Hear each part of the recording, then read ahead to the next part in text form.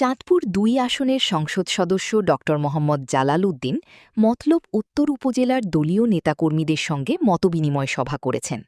শনিবার দুপুরে উপজেলা পরিষদ মিলনায়নে আয়োজিত এ সভায় তিনি দলীয় নেতাকর্মী ও স্থানীয় সুশীল সমাজের প্রতিনিধিদের সঙ্গে শুভেচ্ছা বিনিময় করেন।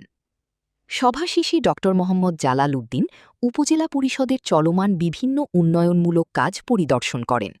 তিনি কাজের গুণগত মান বজায় রেখে নির্ধারিত সময়ের মধ্যে প্রকল্পসমূহ সম্পন্ন করার জন্য সংশ্লিষ্ট কর্মকর্তাদের নির্দেশনা দেন। সভায় প্রধান অতিথির বক্তব্যে ড জালাল উদ্দিন বলেন, সরকারের চলমান উন্নয়ন কার্যক্রম তৃণমূল পর্যায়ে পৌঁছে দিতে নেতাকর্মীদের আরও সক্রিয় হতে হবে।